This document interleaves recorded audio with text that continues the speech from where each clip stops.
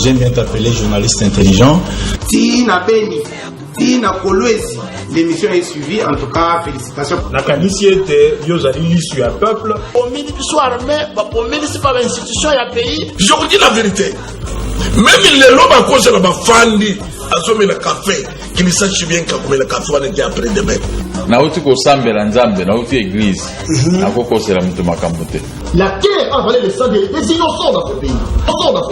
Vous avez dilapidé le compte du trésor pour donner Simbo à l'État avec autant de légèreté. Mais pas interpeller au pays. Il y a qu'à la preuve. Alors ça ne valait à rien de remplacer Joseph Kabila. On va comprendre que Kabila est bâtonnaise, c'est Batika et Kimia. Comme il a 200 000, après moi j'acclame. Non. Toujours yoka makambo wana yake bango bazosomba kaka mapango ba oya sombi mapango na oya sombi ya minene mikolo nyos bazoboma bato mikolo donc neti tozana mboka na biso te papa 60 ya pasi ya mawa. Égoïsme. Ils ont travaillé pour eux-mêmes, pour leur famille, mais ils n'ont pas travaillé pour le pays. Navengi bino na liberté comme on ngai Alexis. Tovengi bino na commune ya Mapete. Voilà, mon collègue là, mon ami, on va dire émission devant les Congolais, émission 100%. Ah, il y a des Congolais, des pères et des mères Congolais. Émission aux Alamakasi. Je sais pourquoi je le dis, parce que nous allons traiter les problèmes des Quinois. Nous allons traiter les problèmes qui dérangent les Quinois. Nous allons parler de la gestion de la ville-province de Kinshasa. Il y a un tinda déjà mon asomba unité. Yebsa bandeko bazali banda bakota la bandako ba bazako déranger bazali distraire ça bango ba se concentrer mission le belaka makambo ya peuple bandi bandeko nangai. Nous parlons aujourd'hui de la gestion de la ville province de Kinshasa. Boyo Kibongo ba députés nationaux ba telemi avec Kabunda à la tête pour la fistiger makambo pour la ville province de Kinshasa.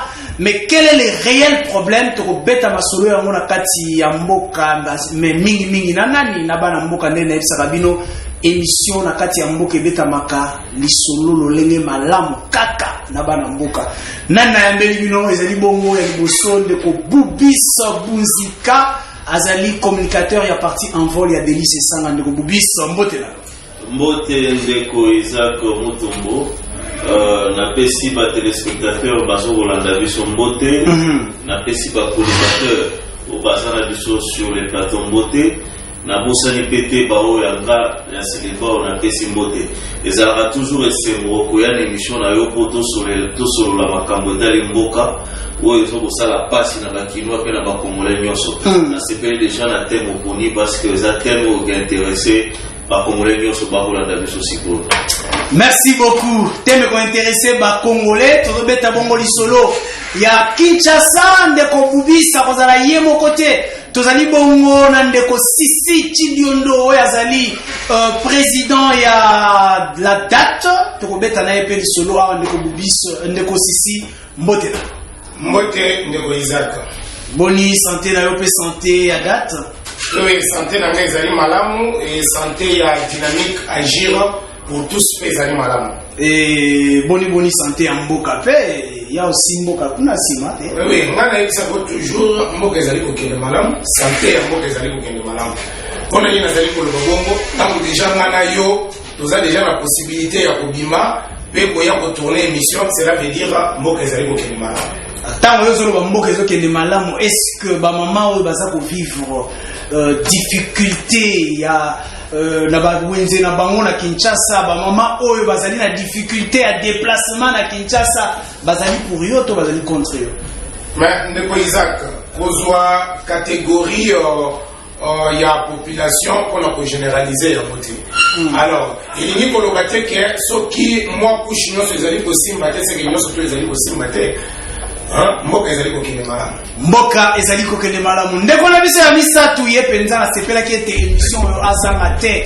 Ezali bongo ndeko na biso ezali proche ya Gentini Ngobila, il s'est fait appeler le porte-parole volontaire ya Gentini Ngobila. Il s'agit bongo na ndeko Academia et Mango ndeko mbote na. Mbote ndeko Isaac, très heureux encore de me retrouver devant cette belle population, cette chère population, pardon.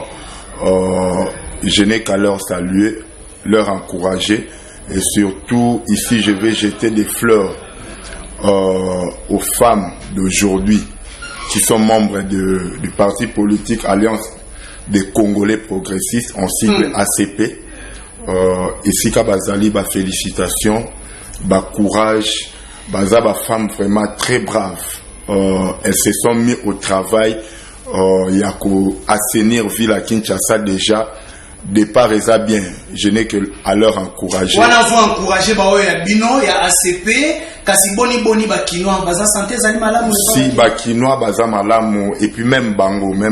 Donc ici, je vais quand même me jeter des fleurs parce que namoni moi mon sala nazo le kaka na betando na bino morope na pesi bino ba félicitations na ndé pe besoin invita kanga sensibilisation nazo sala, je vois que ça va déjà quand même.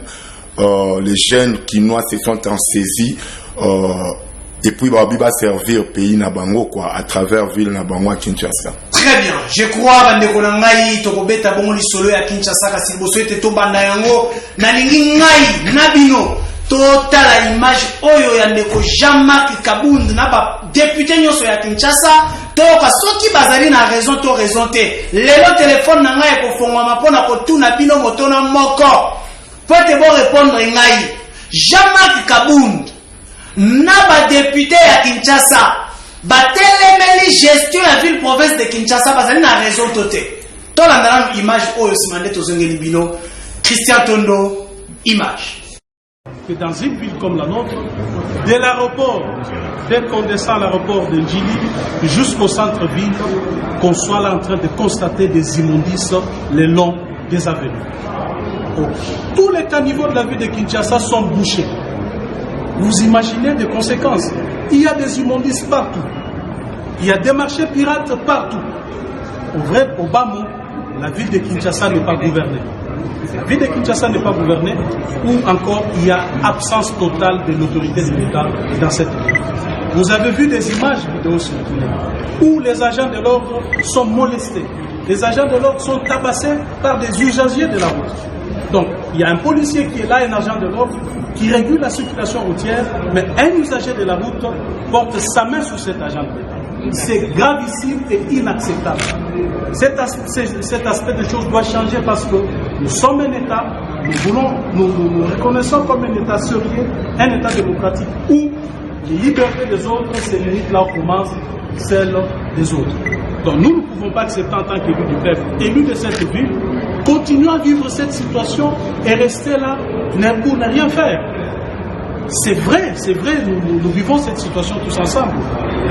Et nous sommes tous victimes de cette situation. Vous savez, les responsabilités en ce moment sont établies et sont partagées. Il y en a des responsabilités qui seront portées par les responsables au niveau national, donc au gouvernement. Voilà, bande konangai, bino moko bolandi. Jean-Marc Kabund na kangi phrase moko. La ville-province de Kinshasa n'est pas gouvernée. Ah, la ville-province de Kinshasa n'est pas gouvernée, mais Monsala et Argentine Bilezani. Pourquoi Tobé n'a pas été gouverneur? Est-ce que c'est vrai que la ville-province de Kinshasa n'est pas gouvernée? Pourquoi il le dit à l'obi immondice partout? Tome kakoyo kabandeko ba lobi nini? Si Mandela fongole li bino téléphone, si bino lelo eza émission na bino bakinois. Est-ce que la ville-province de Kinshasa est gouvernée? Je commence toujours dans Ndeko Boubis, Hollandi, Ndeko Jean-Marc Kabund, vous vivez à Kinshasa, il dit la ville-province de Kinshasa n'est pas gouvernée. Nakomona Bafulu, Nakomona Ndenge Makamboza Kotamola na Kinshasa, ville-province de Kinshasa est gouvernée. A-t-il raison ou pas? Tokei Malobalamboka. Vous avez 2 minutes. Avant la côte à la Bosido, il y a Montuna Nayo, il y a Montuna Malam, on a Obakana, on a la Bango, on a aussi l'intervention de l'eau. Les lots ont eu occasion à Kolobapé à condamner les Argentiniens Gobila. Mais tout le monde a qui Boutaka, la Congo centrale, désordre Zali Makasi entre gouverneur et président de l'Assemblée provinciale, tout le monde a quitté ici comme un débat au Kotati, le lot de la Congo centrale, ça ne marche pas. Les lots ont eu une question. Awa Babandi, ou to Batali ici le lutti, par les Argentiniens Gobila. Est-ce que ça parce que quelque part, Bazo vous se retrouver parce qu'on doit se dire de vérité. Et là, pour ma politique à Congo, ils ont dit, tombe à Tchéo Mokondi. Batu Bazo, c'est là où les Saka. sozolesa te batalisi minduki na direction na yo. Est-ce que lelo batalisi minduki pas Gentini Ngobila? Est-ce que ça pour bazo to retour commission de bon babenga Ngobila zolesa te. OK. Ya mo batalisi minduki balimi bacha moto ya kolesa bien to bazo landela ye penza po azo sala musa. Te liboso évoluer de ko bubisi. Naza clair na motuna na ngai. Baza na raison to baza na raison. T'as pas to que na analyse ya ba fait. Sikoyo na zongi na motuna. Pona na lingi ezala pour balingi bacha moto aza favorable pour répondre na ba besoin na ba auto ba désir na ba. Et le biso to kolingeza bacha moto a ko servir ba kinois comme il se faut. OK. Banda kala to bana ko décrire que Kinshasa rien ne marche. Tu vas nous mon réaction té. Or pourtant to bano les gars to loba Kinshasa opeto ezo simbate. En dehors de Kinshasa opeto makambo ya sécurité à un certain moment ça il makashi to mona yo to côté kuna et puis ko kitana ba décision ba zwati ba dossier kuluna moi moke to mona yeba ko kita. Mais rien ne marche dans le sens où on a fait des problèmes d'eau, on a fait des problèmes d'électricité, pas problème il y a saleté. Mais tu vois, nous on a des Gentini, koye ba kosa kosa na yelo lenge sécurité. Et plus grave encore, to beta ki lisolo mikolega ki lisolo ya mama emo.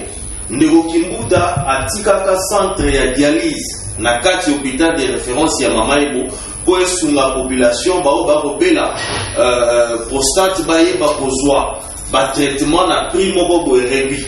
Donc séance ezalaki na $68 grâce à concours et hôtel de ville. Mais ndeko Gentini tango azu pouvoir automatiquement a supprimer yango. 54 personnes va baner ko sala wana basali ni ba perdre bisala ti lo bazala chômage. Tala yo moko lelo lo sala parce que bango bao kamba biso. Bana bao basoka traitement à libanda. Bana bao batanga na libanda. Bazotia biso na ba condition esengeli tant ba meki ko bongisa. Côté kuna bobebisi le subolongo le centre wana. Osomona te que eso kochaka ka biso ba kinois. Kasi lelo ba ye ko soutenir idée na yo ya ko défendre ba kinois. Bango pe ba biso ba élu du peuple to ye ko loba ete Kinshasa za gouverner te et c'est ngel to trouver solution. Mabeza wapi? Nala sepeli parce que bitumba na biso za la kiamo. Lelo aussi on va ko répondre positivement na combat na biso. Et là, $2 millions dossier, on a une photo de frais. $2 millions et puis chaque mois pour bailler pour assainir puis la Kinshasa. Mais $2 millions les ambongo et belé. Mais place quoi qui va se saler à Moussala toujours au monate. Toujours monate Kinshasa comme il soto partout. Et si va sur les causes on a salité sali. Tu vas pas le moment calme. Mais les locaux le bandeko bailler pour rejoindre biso pour la c'est bon. Malheureusement, hier, on comprend qu'on peut l'éternité. Peut-être ça, on peut se souvenir des détails, ce qui problème, c'est qu'il y a un monde de Gentini au gouvernement. Mais dans le monde de Gentini, il n'y a pas dit qu'on réaménager le gouvernement, je crois, le 3 août. Todo kota na kati ya gestion wana ngala lingai na yeba juste ce que bazana raison toté nazo songela yo sur la gestion et ça c'est mon bakasi voilà cha mutu te oyo awozala po a répondre dans l'intérêt la ba cha mutu oyo a ko travailler pour l'intérêt ba kinois. Merci beaucoup ndeko sisi Olandi Jean-Marc Kabout Olandi peut réflexion en ndeko Boubis. Aujourd'hui on peut dire que ba député ba de la Mouki pour la soutenir la population. Bon, Ndeko Isaac, merci pour notre retour. On a souligné le Komoko. Les députés autour Kolana, Bazali Koloba, Bazaba députés nationaux, il y a ville, il y a Kinshasa. Ok. Et c'est tout à fait normal. Batelema, tant Bazali Komona que ville na bango, ils allaient kokene malamuti.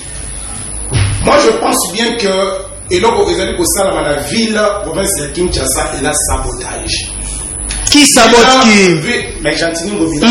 Gentini Ngobila a dit qu'on saboter le pouvoir. Il a fait des Tshisekedi. Gentini Ngobila a dit qu'on saboter ma vision, il y a chef de l'État. Tout le monde a dit, ah, Gentini Ngobila, possible, c'est président de la République, pas pour le King Ngobila. Mais t'as là, foule et ça partout, même les besoins à hôtel de ville. Okukuta ba mai ezali kolega wana ezali kutuna nzela ya kokende hôtel de ville ayebi nanu ko assainir nanu pembeni na yete autour ya hôtel de ville Kinshasa eza ka gombete Kende kotala bato bazali ko vivre au fin fond na ba masangambi na kuna. Otala na ba condition ni bato wana bazali ko vivre. Kurezate mai ezate nzela ezate.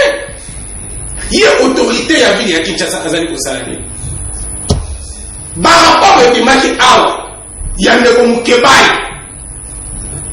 Ba inviter gouverneur dans l'Assemblée provinciale à s'expliquer sur la faille ou le constatant ou pas naïf. Est-il le aboya pour qu'il se présente? Vice naïe va vous dire qu'il destituer. Vice naïe il a parlé de la gestion de la ville provinciale de Kinshasa. Et la députée va pas même Koyokaï. Et tout ça à cause de la complicité entre l'Assemblée provinciale na gouvernorat ya ville ya Kinshasa. Oh, maman on y a cop. Ya cop te. Ya wana lelo bozali komona ba députés nationaux ba telemi sikoyo. Ce qui bino ba provinciaux beaucoup qui kosa eloko te parce que boza complice lelo biso to telemi. Ndeko Isaac Zandu lelo eza wapi? Bakanga wato moderniser Zandu jusque là tabu sala moko te esalami. Balongoli ba mama ba kosi ba moto zali ko pesa bino ba wenze. Et je pense bien que samedi passé, on a bien le téléphone, Ndeko Isaac, il y a la caméra, on a commis la ligne, voilà. Autant la même bataille pour Bouka, bah, mais ça. Jatini Mobila a autorisé, il y a Moukanda, on a signé qui, pour battre une place, voilà, et ça, bah, ma femme, il y a bateau, et les gens, ils ont dit, ma maman, on a une place à Okende, à traiter Zandu. Attends, Moussala mon côté et Salamiti n'a pas y bien, donc vous donnez. Mais attends, Moussala mon côté de Kouiza, même la caméra dans le. Donc vous donnez raison au groupe de Jean-Marc Kabound. Mais Baza n'a pas droit là-bas, attaque les députés nationaux. Baboni qui a vu la banque de Kouta Mola Malamoté, solo partout pour qu'on y attende Koloa. Merci beaucoup. Est-ce que les Congolais peuvent Kinoa bino peut vous constater que le côté ezali kotambola topé changement ezali par rapport ya ndeko comment André Kimbuta dirige Kimboka oyo. Est-ce que il y a une différence entre gestion à André Kimbuta na gestion à Gentini Ngobila? Nous en parlons. Biso na bino tokobeta masolo na kofongole na bino téléphone. Nani naza kozwa sikoyo, il est le porte-parole volontaire. Il y a Gentini Ngobila ezali bongo ndeko et mango ndeko mango yoki bandeko koloba. Ont-ils raison ou pas? Lelo oyo balobi ete bino bozwa assemblée provinciale botie la poche na bino. Yoka ba député nationaux ba telemi. Tokei. Ndeko nayebisi yo nga na regreta kaka eloko moko tous les jours so na lamuki na koma kutu après le sambo na nga na kanisa yango kaka espace politique momba pollué pourri na babiloko aboye ba député baza na droit na bango baza ba elia baza ba élus nationaux baza ba élus ya population mais chose regrettable ceux qui ba député ba koti makambwa corruption ou kanyaka ça devient grave hein?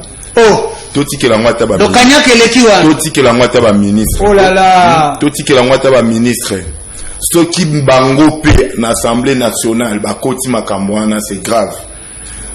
Sans peut-être n'a recourir balayer makambango balobi bon yango ezanango ba commission neti chanson tous les jours bazolo ba contre ngobila ngana makambwana lelo na épargner na ba OK vous biso que makambalobi eza lokuta OK ndesi kana lelo ngana bengelo na biso que la ville province de Kinshasa est gérée. Okay. Celui qui parlait, c'est le président de l'UDPS. Jean-Marc Kabound. Mais c'est le président de l'UDPS. Jean-Marc Kabound. Puis UDPS n'attend au Moutouazana tête à pays. Président de la République fait partie de l'UDPS. Malgré Kaza, président n'a tout n'a salué ici Kazale. Ceux qui déjà bazo posé ba thèse à boy. Ceux qui est Kabound, n'a vu malouba poil ba thèse à boy. Mais c'est jeter l'opprobre au président de la République. Ou au gouvernement. Qu'est-ce que le gouvernement fout? Donc, on explique Kinshasa, Kinshasa à part République démocratique du Congo. Boutika Ngobila alors a dirigé. So Ibango va poser thèse ouana. Tous allez un peu pédagogique les lois. Tous à la tête bavard pour. Ok, vous avez les Bango balobi bolé. Kinshasa pourri tout ça. Mais Azoye Bissapé en même temps. gouvernement central que Kinshasa n'a pas d'argent, il faut lui servir. Mais on va faire 2 millions. 2 millions. Il a reçu 2 millions de dollars du gouvernement central. Ça fait combien de mois? Un mois seulement qu'il a eu 2 millions 600. Les 2 millions, il y a moi où il est qui n'a noté. Mais yoka. Démarche moko esale makana Union européenne, oui, je pense Union européenne 2016 avec Kimbuta. Pour rappeler ngakoto. Oyebi basenga ka ba pesa la ville combien? 15 millions de dollars mensuellement par mois pour l'assainissement à Kinshasa. Wana n'époque à Kimbuta, mais à plus forte raison l'élo. Gouvernement s'appelle 2 millions. Les 2 millions, qu'est-ce que ça, à quoi ça sert? Bien sûr, le gouvernement central Maboko, c'est bon pour un premier temps. Mais si Kolo Makamouye Kimbuta, pardon, Kabunda Zoloba, Ngana Lingake, mais l'élo, je suis dessus. Et puis à Sangisi, député, Sangani, papa, Makamba, Bawaneza, télévision, hein. Ninge peut toi na tela, mais ce tobito le baka vérité, au moni et ya komato balanda biso basima, babenda biso na ba veste. Attendez, mutakomenda la salité, c'est la démocratie. La constitution garantit. Mais tu es makambo tout bango bazo lukawana. C'est l'un de quoi Kanya kande ba kotango te ba député national. OK, yokande ko academia. Est-ce qu'aujourd'hui on peut kolobaye teza le kuta ke Kinshasa est commis solo? Est-ce que les autres kolobaye était bakaniveau ya Kinshasa ezali débouché ezali bakure yango? Est-ce que les autres kolobaye était Kinshasa réellement ezali na pona yango penza esengele kozala Kinshasa? Ata ete mosolo ezali te ndambo oyo bosu bosali ezali nini? Kinshasa pour le moment nazoloba nayo Jantiningo Bilambaka na équipe na bazo travailler muke. Ce que l'ingito zonga lobi lelo naza pédagogie. Complément circonstanciel de manière moko. So na tuni ok, so ba tuni question. Comment était Kinshasa? Kinshasa était sale. Kinshasa était sale. Comment est Kinshasa aussi? Kinshasa est sale. Kinshasa est sale parce que elle était sale, la ville. Elle était sale. Maintenant, on est en train de faire quoi? De nettoyer. Aujourd'hui, ce que quitte na ba cité, on a déjà que batu bakoti na mustala, jalousie nde yango wana. Deuxième élément. Na longwe na corruption na ye na on a jalousie.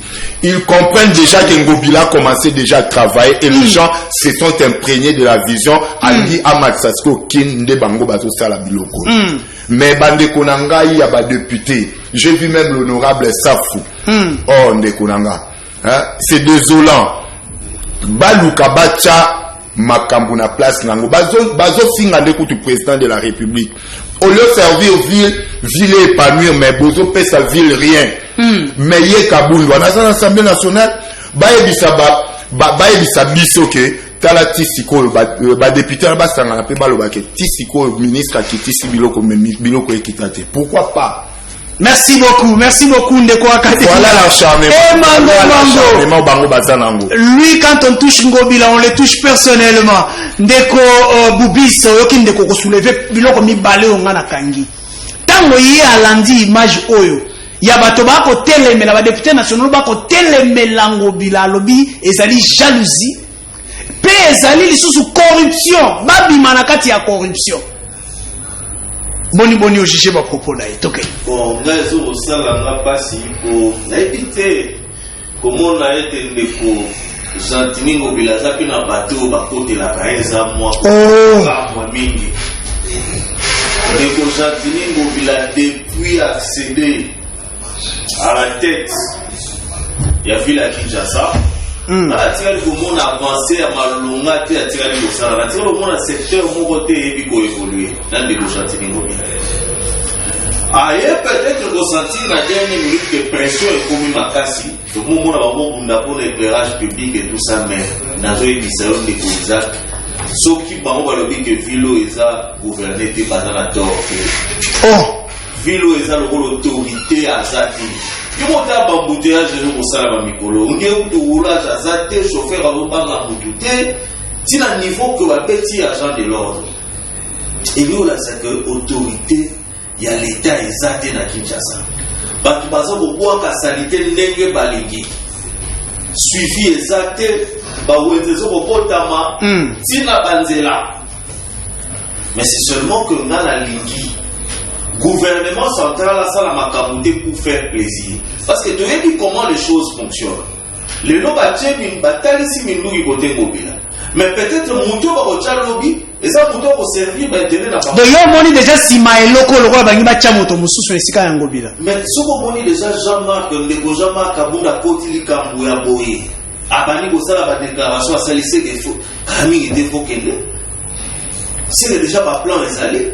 Mais si le grand problème c'est quoi? Beaucoup de nani. Quel est le silence de l'Assemblée provinciale? Banani Baza chargé normalement ou Baza censé il y a pour contrôler le gouverneur de la ville. Et ça, l'Assemblée provinciale, il fallait ça la moussala, oh, Jean-Marc Kabunda, au sala lelo. Il fallait ne pas député Assemblée provinciale, pas ou un micro, l'élément, n'est vice-gouverneur à dénoncer qui m'a ma gestion. Mais tu vois comment ça fonctionne? Qu'est-ce qui se passe? Les noms de Romobile pose dans la situation, mais pour bâtir à l'aise, après si nous avons un niveau assemblée, on doit dire les choses clairement. Ok. Après si nous avons une assemblée provinciale, au sommet, on a un député, ceux qui ont obtenu sa motion, les apôtres et locaux. Ceux qui mes gestion les a déjà vus au niveau interne, au niveau provincial, ce n'est pas à M. Jean-Marc Kabunda ou dénoncer, mais les députés provinciaux. Mais lorsque l'Assemblée provinciale est en incompétence, en incapacité à Rosala Yango, vous ne trouvez pas être députés nationaux, nationaux? Il y a un lobby acte. Il y a des Jean-Marc Kabunda. Normalement, la PE est respecté par conséquence présente. Les députés nationaux, normalement, ça les soutenir. Et puis, il faut que l'élection et qu'il y a. Moussala, il faut que ça, les nationaux, donc, pour nous, ça partout, la Kanyaka. Basa partout, il y a un bon qui moïbi. Ce qu'on comprend, c'est qu'il faut lui tant que députés provinciaux, il y a un bon et dénoncer ma bête. Gestion, il fallait contrôler par les députés provinciaux. Députés provinciaux, il y a un les makam. Mais tout le monde est mis peut-être mon coca Zoloma, peut-être les 48 députés au niveau de l'Assemblée provinciale, nous avons la banque l'invitation de l'homme à la défense population, bilan sa population, je ne pense pas que le député national m'aura eu le cas. La télévision, les gens dans l'Assemblée provinciale, tout le monde est l'autre côté. Bongo, les gens qui sont dans la bango, Zando, les lois silité, Banzela, et sont en maté, tout le monde a embouteillage tous les jours. Or, on doit se le dire. Ndekongo Bila a ça la responsabilité makasi. Rapidement. À son gérer l'agglomération, on a plus de 10 millions d'habitants. Mais pas taxe, pas impôt. Pourquoi hôtel a un gouvernement central? N'a pas mboka où se respecte taxe, par exemple, nous avons impôt foncier.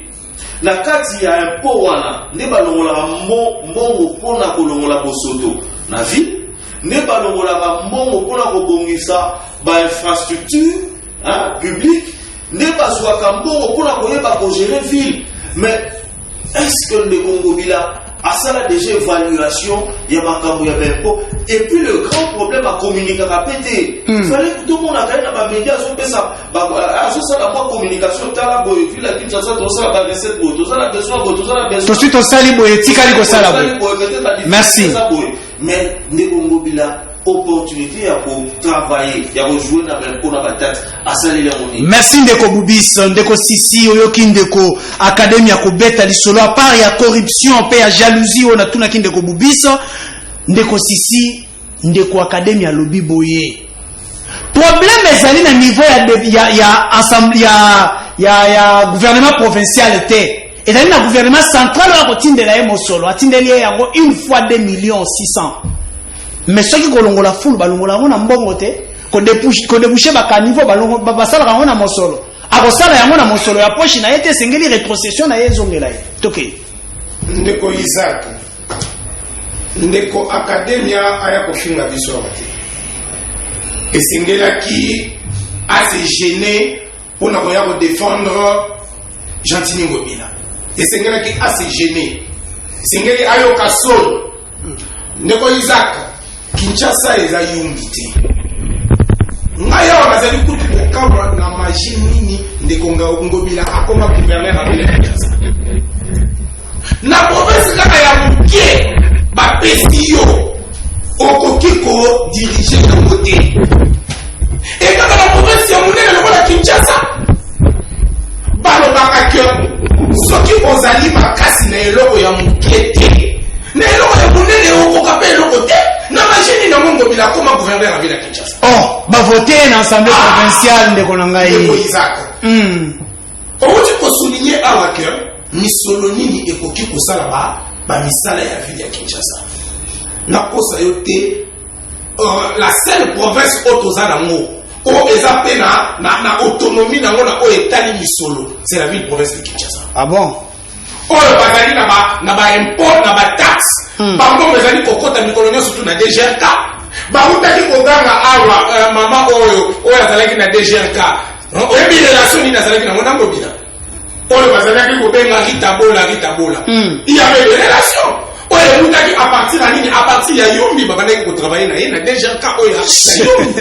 Et baye babengi awa na Kinshasa pour continuer pour gérer misolo ya hôtel de ville et que ngobila azala na lisi likolo na ye. Nani atuna ya bimisaki ba secret awa. Les vice-gouverneurs. Et c'est qu'après nous allons déplorer les alliés justice na biso. Et baké la destitution ya komobali wana mbangu. Et esengelaki ba ordonner audition na ye na assemblée provinciale. Et que à l'assemblée provinciale a expliqué province ya Kinshasa eza mal géré wapi.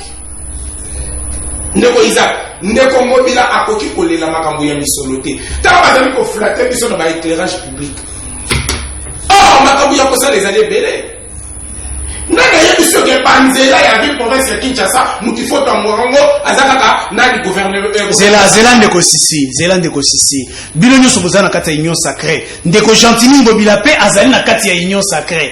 Bino soki bosali te, il y a des explications. Ngobila bandi na minda poake na makambo susu esenge ko condamner ye. Na uti koloba wake ba sabotage. Tu commences par un, n'est-ce pas? Non, sabotage. Il y a ba action ya chef de l'État. Moi na mboka ngobila azali ko combattre. Azali ko combattre ba action ya chef de l'État. Et aujourd'hui, donc on peut se mobiliser, tout ça la cité, la gouvernement na ministère de l'Intérieur pour la révocation ya ngobila. Ngobila ezali sous le ya destitution té, et comme il y a révocation. Et c'est que il quel est le la Zandu Lelo sur le plan économique, il y a eu misolo au Zandu à côté de la ville province de Kinshasa. Et les gens akani Zandu, akani sa ki misolo au ngobila nani kimuta aliaki na ba oba tonga ki ba magasin na kata ya Zandu yebe ya kuibole yango. Ville province ya Kinshasa eza par terre. Soni mingi surtout les Cambodgiens pour les Nisanga mingi, Gentini ngobila Simbisa Félix Tshisekedi Pau. Pour la lancer Kimbo Peto. Chef de l'État Asima Pau. Kasi bopesi ye mosolote. Bopesi ye mosolote. Merci Sisi Chibondo. Azali na 10 millions de francs congolais oya pesa kana nini na babugoumès. Merci président Sisi. Merci. Je vous rappelle qu'Azali bongo président ya date Ndeko Academia et Mango oyo ki bandeko koloba et loko ya liboso ba lobi ete bozali na autonomie financière. Autonomie wana zo utawapi na ba taxe bozali na yango tout ça bozali ko gérer mosolo. Toyebi solo ya DGRK na mboka oyo. Vice-gouverneur a dénoncé makambo ko leka na hôtel de ville na Chantini Ngobila. Lelo oya kei. Makambo ya Zando. Lelo ba mama bazolela ba place na bango na bazando ti lelo Zando etonga mate. Qu'est-ce qui bloque Chantini Ngobila? Ba lobi ete makambo ya mosolo yilo kuta. Bino boko gérer mosolo ya DGRK boko gérer ba taxe ndeko na ngai tokei. Ndeko na ngai Isaac bandeko na ngai bazokamusa nga na plateau lelo. Tokei lave yango pupola. Vraiment eza pasi. Omoni pona ko bandana ndeko stupisa. Ndeko bubis pardon. Ndeko na nga gouvernement central mutu a subvenaka na lo banengo wana ville yemta subvenaka ba besoin ya province tout. Budget d'investissement il y a province et Outaka et ça géré par la primature. Ndeko Ngobila mutu a inventé en côté loi wana de Congo bila mutakuti yango. Donc pour la quoi assainir esengeli premier ministre Tchali Boko na. Esengeli primature que c'est donc bongo investissement pour la province tout. Ville à Kinshasa kakati pour la province tout. Oyebi ba rétrocession ndenge ezalaka. Donc esengeli primature a koka ko subvenir na makambo ya ville. Ndeko makambo oyo zoloba ya bazandu tout consort tout ça. Même ndeko kabunda lobiango marché pirate. Mais c'est les lots qui ngobila kaka marché o eza marché. Alobi no bakanga poto tonga ya propre. Mais eboti problème boy. À plus forte raison babanda lelo ko boy ko loba na biso batu balongwa na banzela batekate. Oui, ça revient l'autorité à ville. Mais si quoi a le contexte. Tokoki lelo kabundi wana kaka. Ndi batinda batuna bango. Zanduti lelo mazo déclaré marché pirate et lekebele.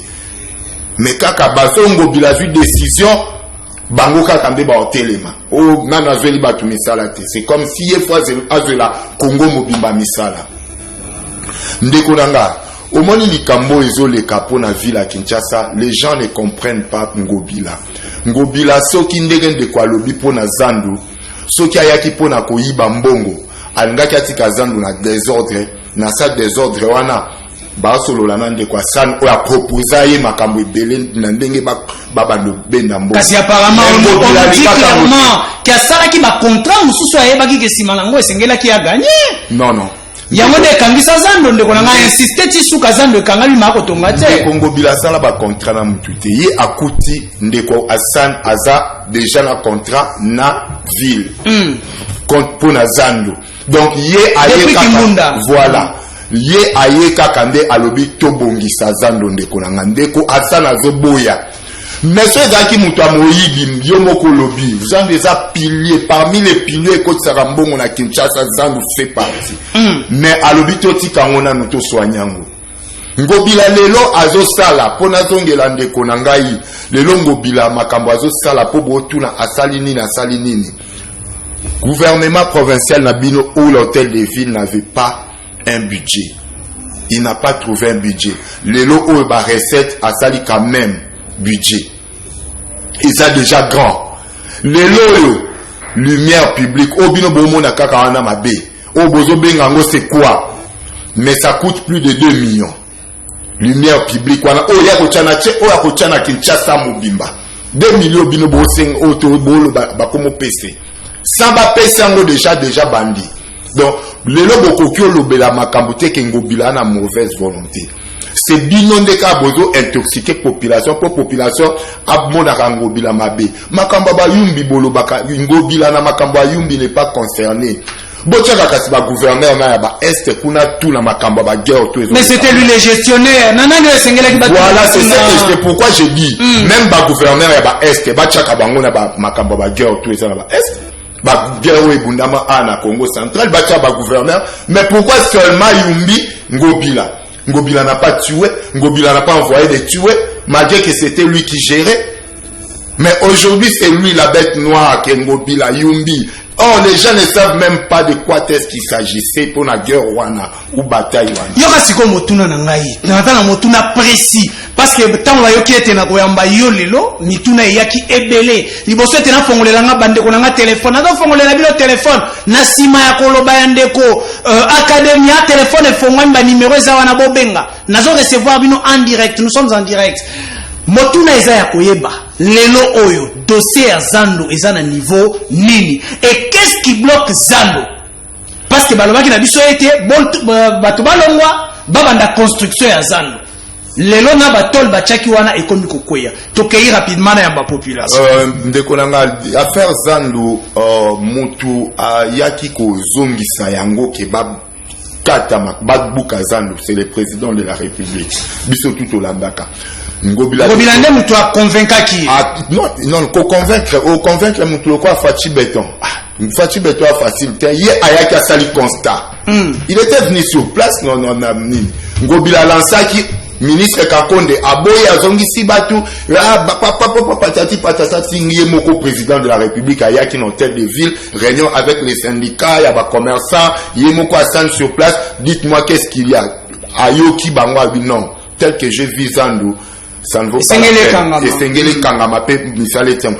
Pona na ebisa ba Kinois Zando jusque là ezalaki na ba béton ya makasi. Bazo démolir en démolition d'ailleurs ici. Sikoyo tokomi l'étape esengeli babanda komatisa ba mur ya etongeli Zando yango eza wesa coup direct ndele kinanga mwa lobaka yango eza bazo tongande wesa coup direct nde ba ya bache pour mbala moko lobi tokomoko telango donc ba pesa temps tozwa Zando ya kitoko na ville ya Kinshasa. Voilà bande konanga téléphone efongwami na komisiko ko yamba bino moko bolobela mboka na bino na yebisa ka bino ete biso batoleka kana plateau toleka ka bino mayele te yo zana ndako ko za pe mayele koleka biso tozi occasion koleka yango la fongolela ka bino téléphone soko lobeli Congo te lobi ozi mboka o kabeli yango ba politicien soko kabeli politicien mboka boyebi bisika to suka kala muta tokei bande konanga je vous reçois déjà. Allô, ndeko bengi biso api kombo nani? Allô? Oui, ndeko. Na bengi yo na mikonga kombo na ngai Iluse. Oui, ndeko na ngai réaction na yo. Bon, na bengi na lodi boye. Ba papa na bazolo ba seke bazoli ambongo ya Gentili Gobila, bazotia na ba poche na bango. Baza pona biso te.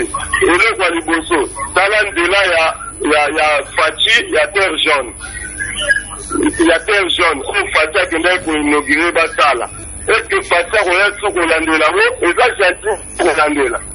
On a toqué tout sur la Kinkole. Nous devons être et Zamabe. Tata Fatinga, Nalandela, Soso. Merci. Merci beaucoup de Konangaï. Tozune de Konususu rapidement. Tu vas recourir déjà vers fin à 1 heure d'antenne Nabiso avec Christian Tondo. Tu as mis de Konususu rapidement. Allez, deuxième numéro. Allons de Koben Biso puis comme Allô? Oui, allons de Ko. Allô?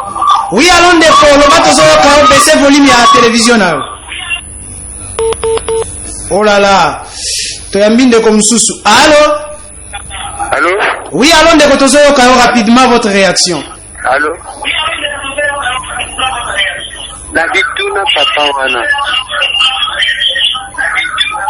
Tuna papa wana nzela oyo ya changu wana. Oyo ya sima liberté. Ouais. Unapo elimana na kisi koyo basala kamote pona nini? Très bien, merci. Motuna na wewe yokani ndekwa yoki. Pona koloba ete nzela ya changu sima ya liberté bosala kayango te pona ni nzela ya terre jaune. Président de la République a lancé Misala. Est-ce que yemo ko pese ngele ya ko contrôler est-ce que ça na responsabilité à ville te? Alors ndeko beni biso api kombo nani? Oui, comment on a bienvenue Mambouya na benga ana Kimbante. Oui, ndeko na ma réaction na rapidement.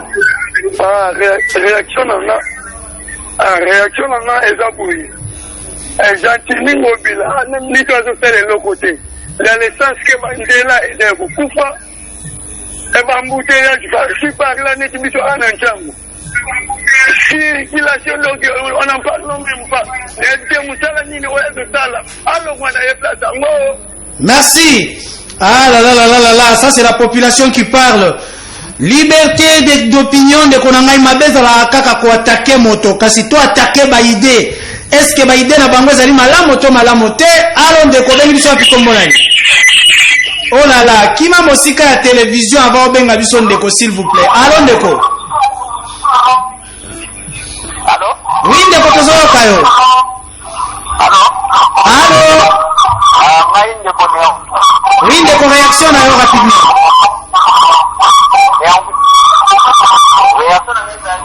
Oh là là, ndeko tango to benga biso s'il vous plaît. Pona kata te esengelo kima mosika ya télévision tope okitisi volume nyonso landa biso na téléphone. Sinon retour wana na osala biso malamu te na studio.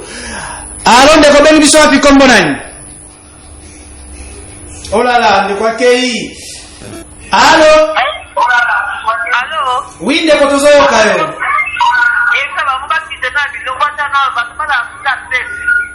Merci.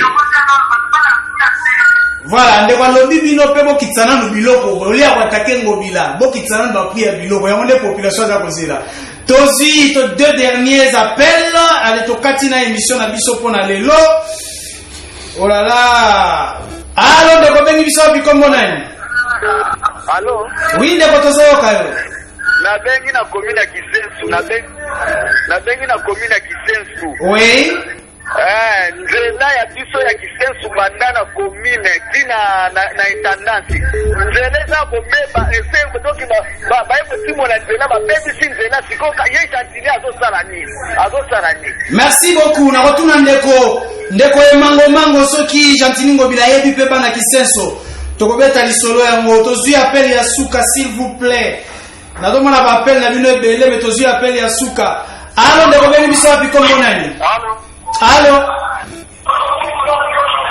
oui bonsoir na bengi wa pandira mpele oui ndeko na ngai réaction na weza nini na lobi tunela biso basaide peso wana tango ba vice gouverneur a dénoncé que demandé ba on va aller créer ba ba dini OK la question politique ya populisme na ba ça la musala très bien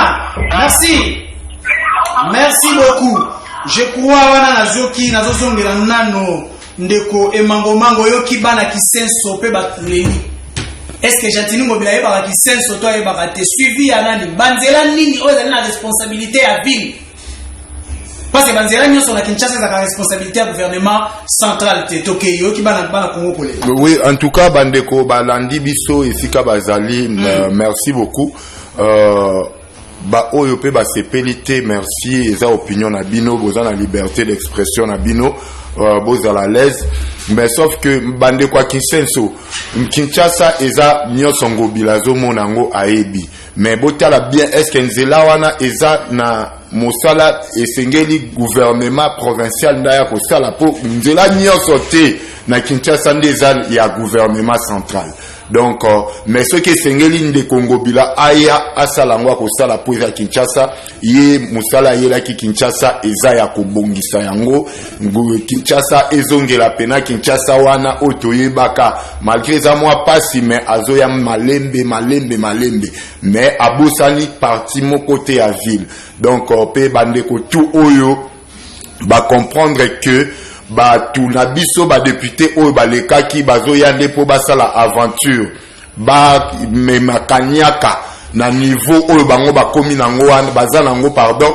En tout cas vraiment bandeko nanga encore une fois imprégnez-vous de la vision du gouverneur, travaillez dans vos quartiers Nabaveni Nabino, beau travail en tout cas pour assainissement à ville Nabino et ça toujours Nalikolo. Merci beaucoup. Merci beaucoup Ndeko Bubis, oyoki Ndeko Koloba ete na union sacrée, bino pe boko sala ba hypocrisie. Alors bino no ete likambo ya lelo ezango bilate, likambo za biloko kolia boko kite. Ya mibale, vice gouverneur Néron Mbungu, agangi ya botiki etine na choli. Lelo bozo telema, qu'est-ce que vous voulez? Toke. Et puis, ils ont passé. Alors, le baron, puisque nous avons la union sacrée, monsieur m'a payé de dénoncer.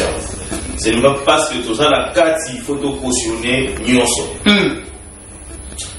Ndeko Gentili, on a la part de la responsabilité. Là où est allée ma gestion, il y a ville, il y a Kinshasa. Ok.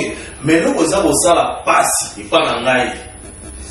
Tout ça, qui élection, tout qui élection en 2018, auto voté par député provincial. Bazoua ka salaire pour la musala les musala provincial. Donc la grande responsabilité c'est la député provinciaux. Mais exactement. On va la diriger par Ndeko comment le pasteur Moi. Oui.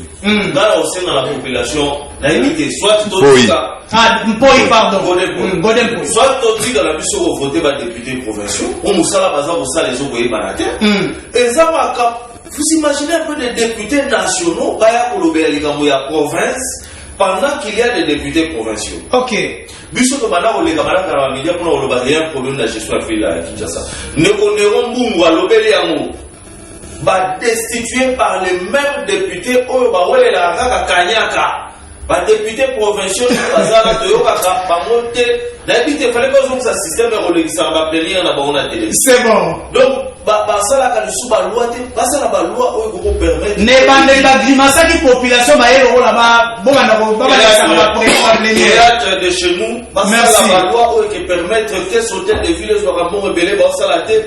Gouverneur a eu mon on a salé Léonie. Merci. Justifié devant Assemblée provinciale, ça la silence total. Merci. Dans l'élection, ceux qui vont avoir la discours nini après bilan chaotique. Merci beaucoup. Nous allons continuer l'émission de Bisso. Nous allons pendant la souka. Nous allons déjà chiter petit à petit Christian Tono. Je sais. Ndeko Sissi rapidement. Je salue d'ailleurs Ndeko.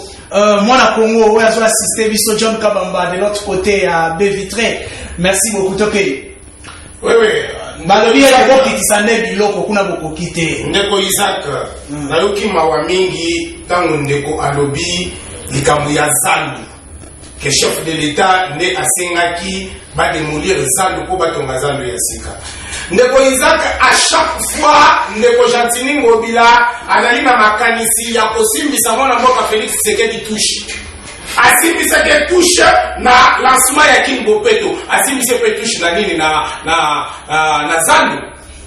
Une semaine avant le président de la République aya ko inspecter Zandu. Ngobila Kongoli bafulu nyoso tu ya Kinshasa ake ko boka na Zandu. Oh, quand le président de la République a koya, avant les Zandu. Oui. Oui, si au compte à Kazando et bien tes papa, on a la famille la commune à Kinshasa, Zandu et sa voisin à Maï. Bayera ba camion ba fulu, ba mama ba gandi, ba papa ba gandi. Zandu est commis ya ko ba fulu. Toye a wata ko ba ne ko ba zali ko ba avenue Terre Jaune. Terre Jaune est parmi par avenue où ils allaient lancer na projet Chile où ils ont en cours. Bah ils allaient kotonga na projet Chile. Mais actuellement IGF a constaté que les gens mongo oyo epini mais mongo wana esali textuellement musala na moté. Là ça ko gérer mongo wana. Et ça gouvernement a vu la Kinshasa.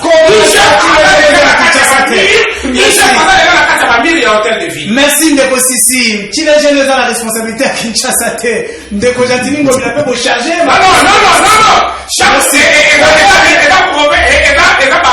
Pas projet, oyo gouvernement central même donné pour chapeauter. Côté gouverneur de la province, azali wana pe qu'on a suivi. Merci beaucoup. Ndeko Mango oyo ki bandeko koloba ko charger bino na ngisi ko o rassurer ba Kinois.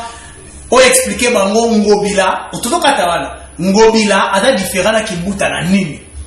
Parce que namoni kaka moi namoni même eloko Ngobila azon rouler na ba jeep ya cher ndenge Kibuta la bosala yango tout ça donc hôtel de ville Mipandi wana salité to kei rapidement petit kana moi coup de balai à moi mukende ko makambo lobby hôtel pardon nzela Terre Jaune wana eza otni gouvernement provincial te ezali ndenge ozoloba responsabilité à gouvernement voilà donc mutu azana problème na IGF ezali OVD na ta oazana problème mais Ngobila na IGF boluka ya zate yekutunde peut-être à l'obala bino ville azana nyongo nanga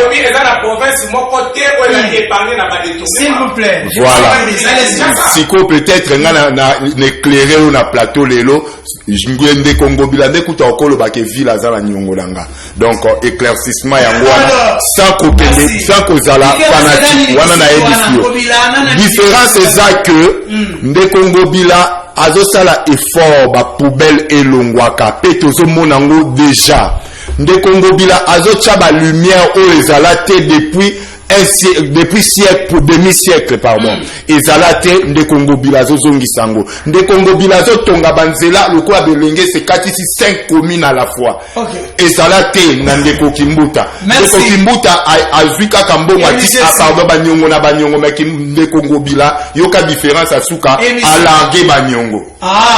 Merci beaucoup bandeko nangai Mango Academy na ozelo apona émission mobimba sur l'hôtel de ville yomoko tokobeta ba image tozali voilà merci beaucoup sima ya caméra tozaki bongo na Spinelli oyo ya balancer ki ba caméra minene nyuso za la plateau awa na côté ya masini tozalaki bongo na petit na Christian Tono le professionnel tozalaki pe assisté par John Kabamba si makaka ya be vitré pe ndekolanga Augustin Kapena. Merci et bye.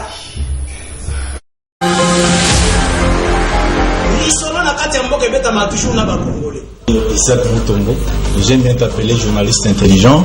Tina Beni, Tina Kolwezi, l'émission est suivie, en tout cas, félicitations. La qualité était, Yozali, l'issue à peuple. Au ministre armé, au ministre par institution.